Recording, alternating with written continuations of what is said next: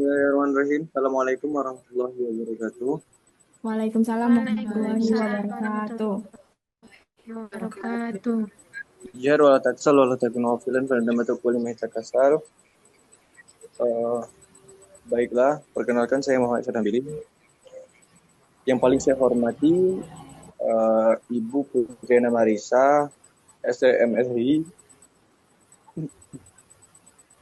AK, selaku dosen pengampu mata pelajaran dan laporan keuangan.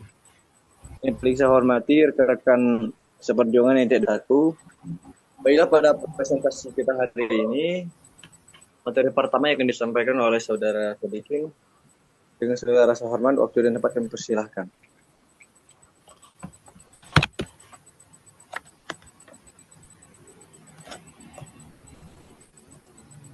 Baiklah, langsung saja. Profil perusahaan PT Bank Negara Indonesia Persero Tbk BNI.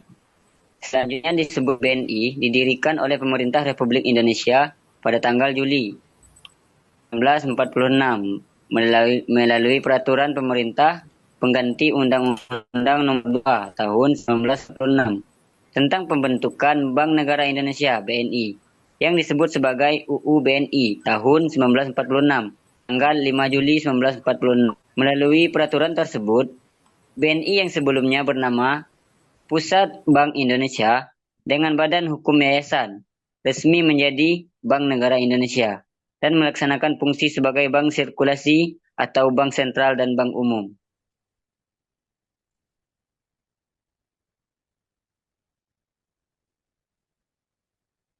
Selanjutnya Kemudian PT Bank Rakyat Indonesia Persero Tbk. PT Bank Rakyat Indonesia Persero Tbk merupakan perusahaan yang bergerak di bidang perbankan. Aktivitas utama perseroan adalah melaksanakan fungsinya sebagai lembaga intermediari, yaitu menghimpun dana dari masyarakat untuk simpanan dan memberikan kembali kepada masyarakat.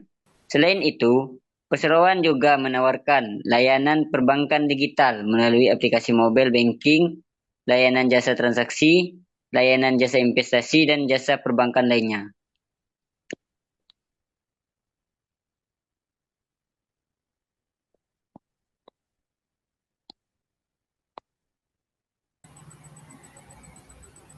Selanjutnya analisis horizontal gabungan Lanjut. laporan laba rugi dan neraca PT Bank Negara Indonesia atau Persero Tbk BNI 2023 sampai 2024.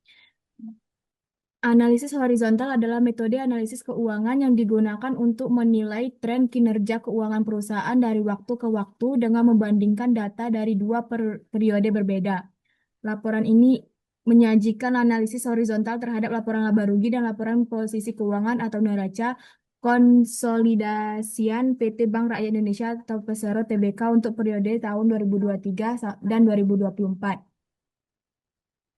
Analisis horizontal gabungan laporan laba rugi dan neraca PT Bank Negara Indonesia atau Persero Tbk BNI 2023-2024. Bank Negara Indonesia BNI mengalami kenaikan kredit sebesar 10,7%. Total aset naik 3,4%, laba naik 2,03%, giro turun minus 12,13%, tabungan naik 11,13%, dan ekuitas naik 8,34%.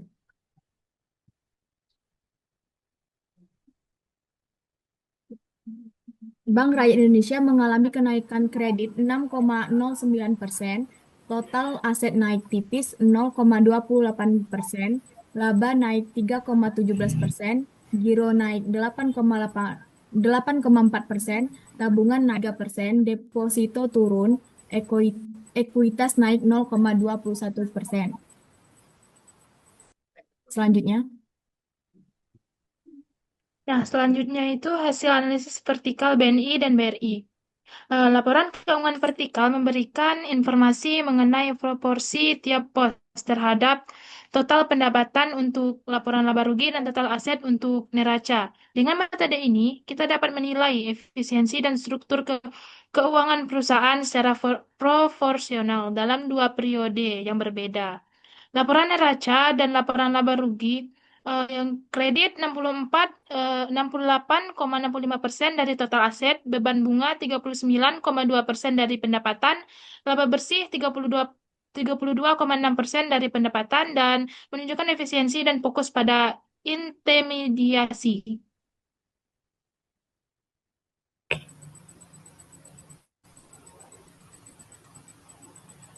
Adapun kesimpulan, berdasarkan hasil analisis horizontal dan vertikal terhadap laporan keuangan PT Bank Negara Indonesia Persero Tbk BNI dan PT Bank Rakyat Indonesia Persero Tbk BRI tahun 2023 dan 2024, dapat disimpulkan bahwa kedua bank menunjukkan kinerja keuangan yang relatif stabil dan positif.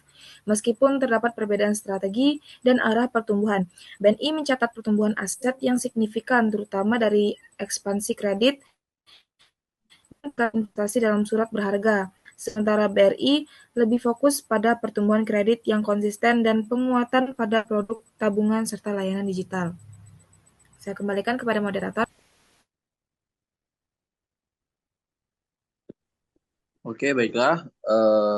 Mungkin hal ini dapat kami sampaikan. Kurang dan lebihnya kami mohon maaf. Kami akhiri dan wassalamualaikum warahmatullahi wabarakatuh. Waalaikumsalam warahmatullahi wabarakatuh.